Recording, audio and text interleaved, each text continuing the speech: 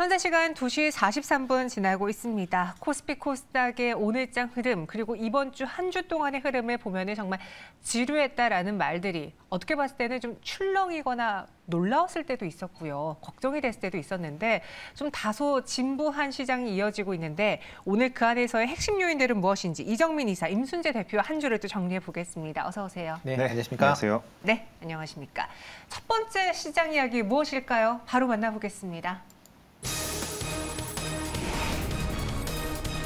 시장 건전성을 해치는 CFD 사태. 대체 왜 이러는 겁니까? 최근에 CFD 계좌가 굉장히 뜨거운데 SG 사태로 시작을 해서 정말 며칠 연속 하한가를 본 종목들도 있었고 그렇죠. 그리고 그 매도 창구에 SG라는 이름이 굵게 박혀 있어서 많은 분들이 이걸 뉴스를 통해서 혹은 계좌를 통해서 HTS 통해서 보셨을 거거든요. 오늘은 DYPNF까지 또 하한가에 갔습니다. 이게 대체 무슨 일입니까? 네, DYF 같은 경우에는 일단 SG 그런 발에 의한 거긴 하지만 네. 그거의 연장선상은 아니고요. 별도 건이다라고 보시면 되는 약간 거죠. 개인 투자자의 건. 네, 그렇죠. 그러니까 별도 건이다라고 보시면 되는데 개인 지분 자체가 한 50만 주 정도 갖고 있었던 그런 이제 개인 투자가가 이제 반대 매매를 당하면서 이제 오늘 촉발이 됐다라고 보시는 게 또 맞지 않을까 싶습니다. 특히 이제 개인들이 이제 보통 이제 우상향을 꾸준히 했었던 종목들 자체, 특히 이제 기업 실적에 비해서 주가가 상당히 이제 높게 올라갔었던 그런 종목들 같은 경우 조금 이제 의심을 좀 해보실 필요성이 좀 있지 않을까라는 좀 생각을 해보고 있는데요. DYPNF, 네, DYPNF 같은 경우도 작년도 이제 기업 실적이 좀 부진했음에도 불구하고 계속 주가는 우상향을 했거든요. 그런 내용을 본다라고 하게 되면 그런 종목들은 조금 유의하실 필요는 있을 것 같고요. 지금 CFD 관련돼서 여러 얘기가 나오고 있지만 일단 시장 내에서 어느 정도 심각했었던 그런 부분은 좀 지나가는 거 아닌가 좀 생각을 해보고 있습니다.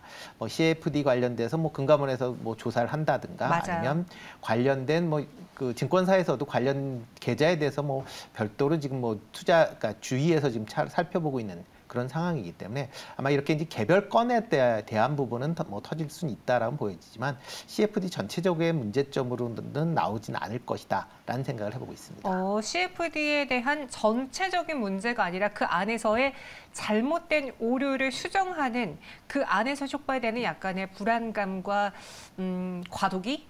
라고 본다라고 말해주셨는데 이정민 이사도 동의하십니까? 네, 저도 같은 생각을 하고 있고요. 하지만 이번 사태로 인해서 계속 이런 이슈들이 발생이 됨으로써 인해서 결국에 우리나라에서는 좀 당분간은 신용시장 같은 경우에는 좀 위축이 불가피하다라고 좀 생각을 하고 있습니다. 특히나 오늘 같은 경우에도 국회에서 금융위원장님이 출석을 해서요. 현안에 대해서 이제 답변하는 자리를 가졌습니다. 그래서 이 자리에서 밝히기로는 CFD 계좌 3,400개와 관련되어서 전수조사를 지금 하겠다라고 밝혔는데 그러면서 나왔던 이야기 중 하나가 증권사들 중 일부는 CFD 계좌를 개설할 때 있어서 비대면 계좌 개설을 해줬다. 그렇기 때문에 불안전 판매 요소가 분명히 있을 것으로 생각을 하기 때문에 이 부분에 대해서도 철저하게 조사를 하겠다라고 금융위원장께서 대답을 하셨습니다. 이런 식으로 이제 관에서 대답을 하게 되면은 결국에 이제 증권사 입장에서는요. CFD와 관련되어서는 굉장히 까탈스럽게 앞으로 고객들에게 대응을 할 수밖에 없습니다. 그만큼 이제 위축이 될 수밖에 없죠. 그러다 보니까 예를 들어서 만기 연장을 안 해준다던가 또는 이제 계좌 개설을 더 이상은 이제 하지 않는다던가 이런 식으로 이제 아무래도 행동할 가능성이 굉장히 높기 때문에 앞으로도 향후에 개별주 안에서 이런 식의 투매가 나올 가능성도 충분히 있다라고 시청자 여러분들께 말씀을 드리겠고요. 특히나 지금 현재 오늘 우리가 다루고 있는 이 DYPN 이 종목 말고 F 종목 말고도요. 예를 들어 신대양재지 같은 경우에도 지금 CFD 물량 반대 매매가 나온 것으로 알려지고 있죠. 지금 현재 장중 23% 하락하는 모습을 좀 보여주고 있는데요. 이런 식으로 개별주의 이슈가 계속 발생될 수밖에 없습니다. 그래서 동사 같은 경우에도 제가 알기로는 지금 현재 유통 주식의 62%가 주요 주주 물량으로 묶여 있는 상황입니다. 그래서 실질적으로 주식시장에 유통되는 물량이 38%인 것으로 알려지고 있는데요. 이렇듯 최근에 이슈가 되고 있는 종목들 특징이 유통 주식 수가 현저히 적다. 그리고 하루 거래 대금이 보통 1억에서 10억 사이로 그다음에 최근에 이제 뉴스가 나와서 좀 거래량이 터졌다 하더라도 100억 원 이하로 최고가로 거래되는 종목들이 대부분이었기 때문에 이런 관련된 특히나 품절주나 아니면은 뭐 가치 투자를 주로 하시던 분들께서는 조금 내 종목도 위험성이 있는지 없는지를 한번 조금 분석해 보실 필요는 분명히 있다라고 좀 말씀을 드리겠습니다. 왜 그러냐면요. 내가 꾸준하게 보유하고 있다가 어느 날 갑자기 하한가를 맞으면 기분 좋을 사람 아무도 없죠. 그렇죠. 네, 그렇기 때문에 펀더멘탈에도 분명 영향을 안 미친다라고는 하지만 이제 투자 심리에는 분명 영향을 미치는 요소입니다. 그렇기 때문에 우리 시청자 여러분들께서도 그런 부분에 대해서는 한 번쯤 내 보유 종목을 좀 어떻게 보면은 좀 분석할 필요는 있다라고 좀 말씀을 드리겠습니다. 네. 그러면은 이번 주에 좀 시장이 부진했던 게 이 CFD 이야기도 있겠지만 뭐 여러 가지 불안 요소들이 있었잖아요. 다음 주는 좀 이런 것들 다 털고 시장이 반등을 해줄 수 있을까? 어떻게 보세요, 임순재 대표? 아직까지는 좀 더 뭐 옆으로 횡보하는 기간이 좀 필요하지 않을까 싶습니다. 아직도요? 네, 아직도 좀 더 시간이 걸릴 걸로 예상이 되고 있고요. 뭐 지금 뭐 미국이나 뭐 우리나라 같은 지금 우리나라 같은 경우는 지금 수출이 계속 좀 부진한 그런 모습을 좀 보이고 있거든요. 네. 특히 뭐 가장 중요한 반도체 수출이 부진한 그런 모습을 보이고 있다라면 뭐 지수가 뭐 바로 상승하기까지는 좀 더 시간이 좀 걸리지 않을까라는 생각 좀 해보고 있습니다. 알겠습니다. 이렇게 불건전한 매매법은 좀 사라졌으면 좋겠네요. 괜히 자신의 기준을 갖고 열심히 투자하는 투자자들까지도 해쳐버리는 행동이기 때문에 이번 기회에 뿌리를 뽑아버렸으면 좋겠습니다. 이렇게 첫 번째 봤고요. 두 번째 종목 만나보시죠. 이제 시동 걸었습니다. YG엔터테인먼트가 급등하고 있습니다. 연결 기준 1분기 영업이익이 전년 동기 대비 무려 500% 가까운 실적을 내놨어요. 블랙핑크가 돈을 정말 많이 벌었네요. 네, 그렇죠. 뭐 네. 블랙핑크 자체가 뭐 YG 뭐 대표 그룹이다 보니까 뭐 많이 그렇죠. 벌 수밖에 없는 거고요. 특히 이제 블랙핑크가 이제 글로벌 이제 투어 공연을 하면서 지금 뭐 예상 추정 뭐 금액만 한 1,800억 정도 매출이 발생할 것 같다라는 뭐 그런 얘기를 할 만큼 네. 뭐 상당히 블랙핑크가 중요한 이제 역할을 한다라고 보시면 될 것 같고요. 그 외에 이제 트레저라는 이제 보이 그룹도 있습니다. 트레저 같은 경우도 지금 월드 투어 중에 있기 때문에 뭐 이런 이제 월드 투어 공연 관련된 수익이 상당 부분 반영이 되고 있다라는 점도 좀 감안해 주시면 좋을 것 같고요. 이렇게 공연이 있다라고 하게 되면 단순히 공연을 보는 거에서 그치지 않고 관련된 아티스트에 대한 이제 MD 관련된 이제 상품들이죠. 뭐 그런 캐릭터 상품들을 이제 별도로 구매하는 그런 또 부가적인 이제 수입도 발생을 하면서 뭐 지금 MD 매출 같은 경우도 전년 대비 한 100% 증가할 만큼 공연이 증가할수록 이런 MD 매출도 같이 증가하는 것도 뭐 생각해 보시면 어떨까 싶고요.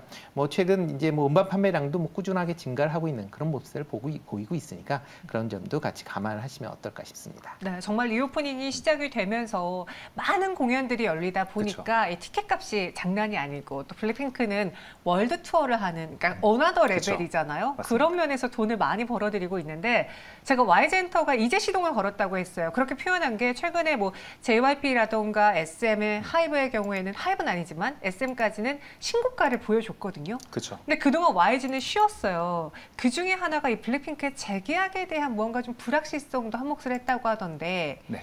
어때요? 재계약이 될 것 같습니까?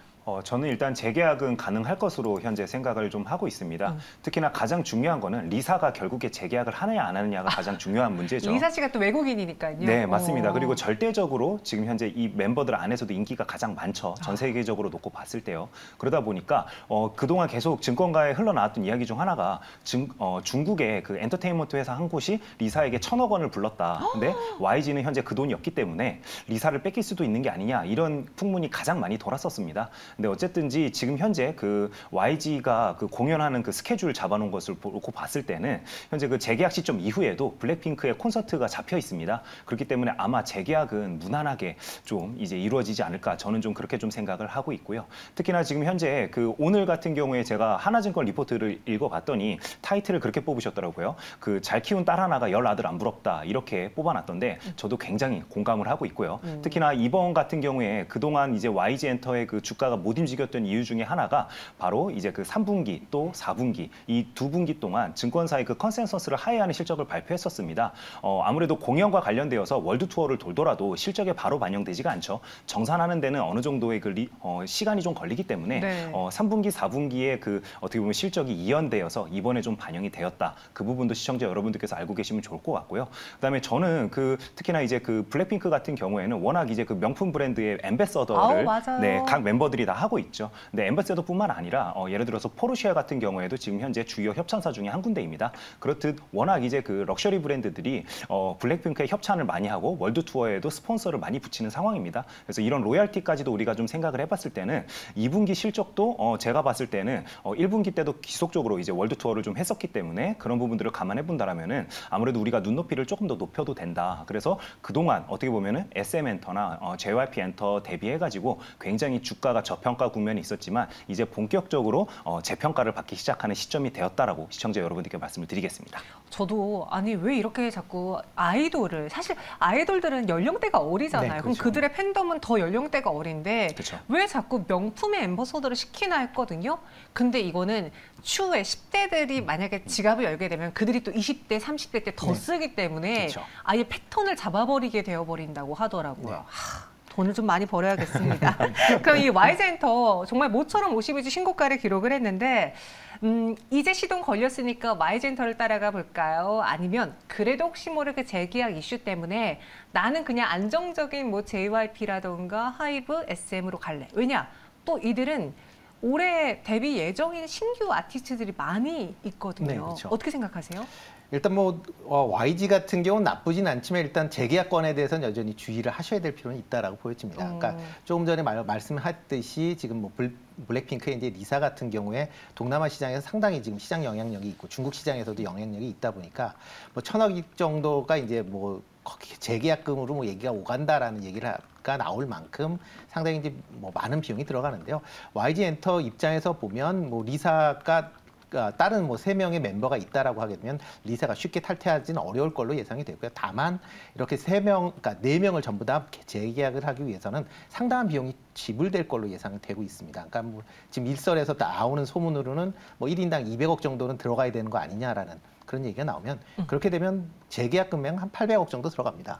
그렇게 되면 지금 영업이익이 분기 한 350억 정도 발생을 했는데 뭐 건 1년 가까운 영업이익을 뭐 재계약 금액으로 투자가 돼야 되는 거니까 그런 걸 관점으로 본다라고 하게 되면 일단은 조금 재계약이 어떻게 진행되는지의 상황을 지켜보면서 YG 엔터는 투자하시면 어떨까 싶고요. 뭐 엔터 관련된 업종 중에서는 그나마 SM이 좀 개인적으로 가장 좀 선호한다라고 보여집니다. 뭐 경영권 이슈 때문에 뭐 주가가 뭐 출렁거렸었기 때문에 뭐 고점에 대한 이제 불안감은 있으실 수가 있지만 이렇게 경영권 와중에서 SM이 이제 새롭게 도약할까는 그런 이제 토대를 마련했다라고 보시면 될 것 같고요. 특히 이제 카카오 엔터가 이제 대주주로 영입이 되면서 카카오 엔터와의 이제 협력 관계도 분명히 뭐 생각해 볼 수도 있고요. 그다음에 또 타 엔터사에 비해서 이제 다양한 아티스트가 보유가 돼 있습니다. 특히 중국인 이제 아티스트가 이제 많이 포함이 되어 있기 때문에 향후에 중국에서 뭐 공연이 재개된다 그러면 SM이 상대적으로 좀 수혜를 입을 가능성이 있다라고 보여집니다. SM을 최선우주로 꼽아주셨고요. 이정민 이사는 어때요? 저 같은 경우에는 지속적으로 엔터주 투자와 관련되어서는 YG가 저평가되기 때문에 YG를 매수하자라고 시청자 여러분들께 안내를 해드리고 있었죠. 그래서 이번 같은 경우에도 YG가 오늘 같은 경우에 지금 현재 16.19% 상승하는 모습을 보여주고 있습니다.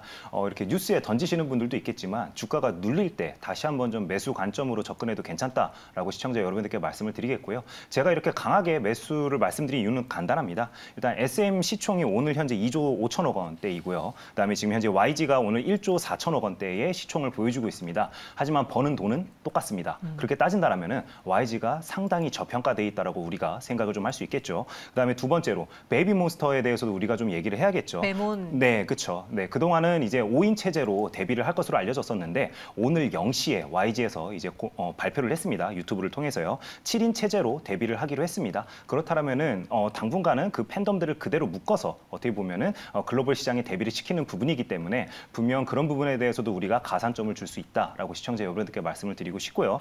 그다음에 지금 현재 0시에 이제 이 유튜브가 공개가 되었는데요. 제가 스튜디오 들어오기 전에 이제 뷰수를 확인해봤더니요. 322만 뷰였습니다. 그렇기 때문에 역시 글로벌리하게 히트치는 엔터 사는 참 다르다라고 저는 좀 생각을 하고 있습니다. 그다음에 우리가 구관이 명관이라는 말도 좀 떠올려 봐야겠죠. GD가 아직 YG 소속입니다. 재계약까지 했죠. 그렇기 때문에 최근에 GD 같은 경우에도요. 이제 글로벌리하게 행사가 있으면 이제 계속 참여하는 모습을 보여주고 맞아요. 있습니다. GD 인사 있잖아요. 그렇죠. 네, 맞아요. 그렇기 때문에 최근에 어쨌든 GD 같은 경우에도 이제 그 또 해외로 이제 나가면서 또 그 패션이 굉장히 또 화제가 되기도 했었죠. 이렇기 때문에 GD가 올해 같은 경우에는 컴백의 기대감이 어느 정도 저는 있다라고 생각이 되기 때문에 상반기보다는 하반기를 기대해 보자. 어차피 주식은 꿈과 희망을 가지고 오르는 게 바로 주식이다라고 시청자 여러분들께 말씀을 드리겠습니다. G드래곤이 컴백한다면 정말 제대로 보여줬으면 좋겠습니다. 그쵸. 그러니까 제 나이 때 그 가장 대표적인 아이돌이 그쵸. 빅뱅하고 뭐 또 뭐 있었죠? 네, 빅뱅이랑 이제 뭐 원더걸스나 소녀시대. 맞아요, 네, 맞아요. 2PM. 그랬거든요. 네. 그래서 이번에 좀 제대로 보여줬으면 좋겠습니다. YG엔터 그리고 SM 같이 나왔고요. 세 번째 실시간 특징주 만나보시죠. 현대차의 손 누가 잡을까요? 자동차 부품주가 강세를 보이고 있습니다. 앞서 현동이 덕분에 시간에도 다뤄봤는데 전일 나온 수출 데이터를 보니까 전반적으로 5월 초까지의 수출이 전년 동기 대비 10%나 줄었어요. 그런데 그 안에서 승용차, 그러니까 자동차는 125% 상승했고 부품주도 7.8% 상승했습니다. 얼마나 잘 팔리길래 이렇습니까? 일단 뭐 지금 자동차 수출이 뭐 잘 되고 있다는 거 뭐 다 익히 아실 거고요. 뭐 4월 달에만 본다라고 하게 되면 현대 기아차의 자동차 수출이 이제 19만 9천 대, 그러니까 20만 대 가까이 이제 수출이 됐죠. 뭐 2015년 이후에 지금 8년 만에 월별 최대 수출량을 기록을 할 만큼 수출이 좀 회복이 되고 있는 그런 상황입니다. 특히 이제 미국 시장 내에 수출이 지금 증가를 하고 있는데요. 미국 시장 내에 14만 5천 대를 이제 판매를 하면서 작년 동기 대비 15.2% 증가를 하는 그런 모습을 보였습니다. 뭐 1월에서 4월까지 북미 판매만 52만 대가 넘어갈 만큼 뭐 그만큼 차량 수출이 지금 잘 되고 있다라고 보시면 될 것 같고요. 뭐 IRA 법안 때문에 뭐 일단 전기차에 대한 우려감은 있다라고는 하지만 뭐 전기차가 차지하고 있는 비중이 그렇게 크지는 않습니다. 뭐 올해 한 4월 달에 전기차 판매 대수가 한 4,900대 정도 됐는데 작년 4월에 5,300대 정도 수출이 됐습니다. 그러니까 그거에 비해서 한 10% 정도 감소한 그런 모습이기 때문에 IRA 법안 때문에 전기차에 대한 우려감이 주가를 짓누르는 거는 조금 이제 좀 다르게 생각해 보셔야 되지 않을까라는 생각은 해보고 있습니다. 이 소식이 오늘 자동차 부품주들이 강세를 보였고요. 특히나 세종공업은 현대차 하이브리드 차의 배터리 개발 소식에 또 같이 급등을 했어요. 요즘 현대차랑 같이 일하는 자동차 부품 회사가 어디인가? 그쵸. 이전에는 그 미국 공장에 있는 기업들이 리스트를 쫙 뽑았다면은 이제는 최근에 그 부품을 납품하는 국내 기업들을 좀 더 많이 찾는 것 같은데 같이 봐야 될 만한 그런 종목들 무엇이 있을까요? 네, 방금 앵커께서 말씀해 주신 중요한 포인트가 있습니다. 네. 예를 들어서 이게 다 어떻게 보면 키워드 찾기 어떻게 보면 싸움인데요. 그렇죠. 그 전까지만 해도 조지아 공장에 법인이 있는지 없는지, 그다음에 구글 어스에서 얼마나 우리가 빨리 공장 부지를 검색하는지에 따라서 이제 사람들의 그 수익률이 갈렸었습니다. 근데 오늘 같은 경우에는 이 뉴스가 나온과 동시에 배터리 팩 관련되어서 납품 이력이 있고 또는 이제 어떻게 보면 인증을 통과한 퀄을 통과한 회사가 어딘지에 따라서 주가의 이제 움직임이 좀 갈렸다라고 시청자 여러분들께 말씀을 드릴 수 있을 것 같고요. 특히나 오늘 이제 주도주로 자리 잡은 종목들부터 좀 말씀을 드린다라면은 세종공업 같은 경우에는 현대차 그룹의 전기차용 배터리팩 협력사로 선정된 이력이 있습니다. 이게 바로 2021년도 때 나왔던 기사이죠. 그다음에 우수 AMS 같은 경우에도 이제 현대차 그룹의 전기차용 변속기 부품을 이제 공급한 이력이 있기 때문에 오늘 이런 큰 상승이 나오고 있다라고 좀 말씀을 드리겠고요. 그다음에 마지막으로 동아화성 같은 경우에도 그 전기차용 배터리팩에 이제 포함되는 가스켓의 90% 이상을 현대차 그룹에 납품하는 것으로 알려지다 보니까 오늘 이러한 큰 상승이 나오고 있다라고 시청자 여러분께 말씀을 드리겠습니다. 하지만 최근에 이제 부품사 중에서는 가장 이제 어떻게 보면 주가 퍼포먼스가 좋았던 회사는 바로 성우 하이텍입니다. 그래서 최근 현역사 중에서는 동사 같은 경우에도 배터리팩 협력사로 이제 작년에 선정된 이력이 있다 보니까 오늘 같은 경우에는 오히려 주가가 그렇게 큰 상승률을 보여주고 있지 않지만 최근에 어떻게 보면 주가 흐름상으로 놓고 봤을 때는 가장 견조한 상승세를 보여줬다라고 시청자 여러분들께 말씀을 드리겠습니다.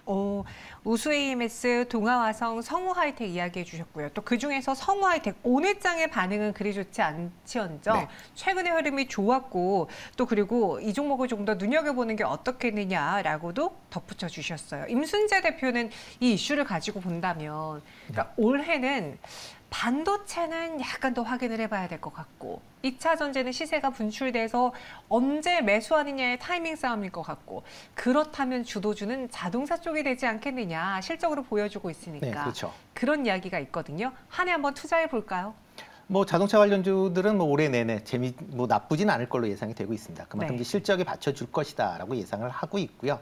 특히 뭐 올해 뭐 현대차 그룹이 이제 752만 대, 뭐 작년보다 한 9% 가까이 이제 증가하는 그런 모습을 보이고 있다라고 하게 되면 그만큼 이제 자동차 판매가 증가할수록 뭐 완성차 업체뿐만 아니라 부품 업체도 같이 관심 있게 보시면 어떨까라는 생각을 해보고 있습니다.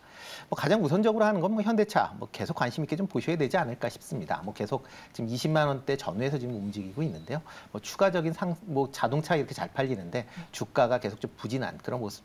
전기차에 대한 뭐 이슈만 자꾸 부각이 되는데 현재 현대차가 갖고 있는 그런 이제 기술력에 대한 부분도 같이 보셔야 되지 않을까라는 생각을 해보고 있고요. 네. 그 외에 이제 부품 회사로 이제 화신 조금 관심 있게 보시면 어떨까 싶습니다. 뭐 화신 같은 경우도 뭐 자동차 관련된 뭐 여러 이제 부품들을 만들고 있는데 전기차에도 같이 납품을 하고 있는 그런 상황입니다. 그렇기 때문에 뭐 전기차 관련돼도 같이 엮여져 있으니까 그런 점을 보시면 좋을 것 같고요. 지난 1분기 실적이 영업이익이 이제 279억으로 작년 대비 157% 정도 증가를 했습니다. 매출도 이제 35% 정도 증가한 4,655억을 기록을 했는데요. 네. 아마 작년 하반기서부터 계속 실적이 좋아지고 있습니다. 그리고 올해 이제 현대차에서 자동차 판매가 증가할수록 올 하반기에도 실적이 계속 좋은 상황이 이어질 걸로 예상이 되고 있으니까 조금 관심 있게 보시면 어떨까 싶습니다. 네, 그래서 관심주로 현대차와 화신 나왔습니다. 또 오후 2시를 기점으로 약간의 반대 매매가 나와서인지 시장의 지수 낙폭이 조금은 밀렸는데요. 코스피가 0.71% 내림세를, 코스닥은 0.37% 약세를 보이고 있습니다. 그리고 조금 전에 실적이 나온 TC시스템 저희가 좀 빠르게 점검을 해드릴게요. 현 구간에 12% 넘게 등락하고 있고 장중에 20%까지 순식간에 주가가 급락하는 모습이 보였습니다. 바로 영업이익이 때문인데요. 실적이 나왔는데 1분기 영업이익이 8억 원밖에 집히지 않았어요. 90%나 감소하면서 어닝 쇼크로 인해 갑작스럽게 매물이 출회가 됐습니다. 최근에 우리 그 2차 전지 소재주로 특히 도전제 관련해서 TC시스템에 대한 관심이 그쵸. 컸고 주가도 충분히 반영을 했었는데 양극재주들의 실적이 다소 아쉬웠다. 근데 여기에 TC시스템은 어닝 쇼크까지. 이거 어떻게 해석을 해야 될지요? 네, 일단은 오늘 같은 경우에는 단기간에 어떻게 보면 짧은 호흡을 가지고 이제 TC시스템을 투자했던 분들의 그런 매물들이 좀 나오고 있다라고 시청자 여러분들께서 좀 이해를 해주시면 될 것 같고요.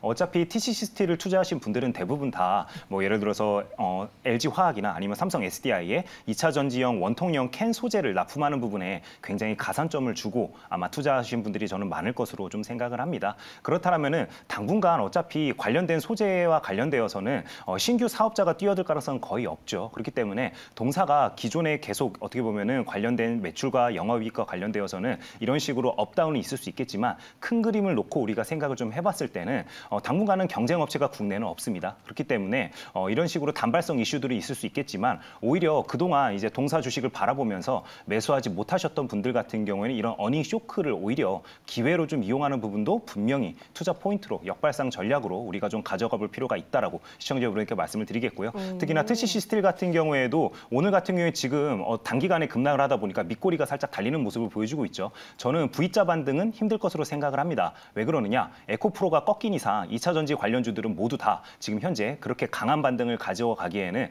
저는 한계성이 분명히 있다라고 생각을 하기 때문에 오늘 이런 식으로 급락했다라고 해서 섣불리 매수하기보다는 오히려 장기 평선에 닿을 때마다 구간을 정해놓고 매수하시는 분들이 결국에 남들보다는 평단가가 낮기 때문에 더욱더 오래 더 큰 수익을 가져갈 수 있다라고 좀 생각을 하고 있습니다.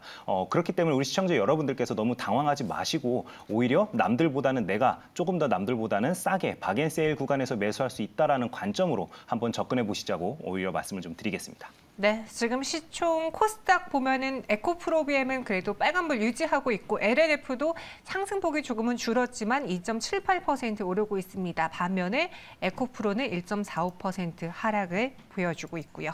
두 분 여기서 오늘 장 정리 마치겠습니다. 고맙습니다. 네, 감사합니다.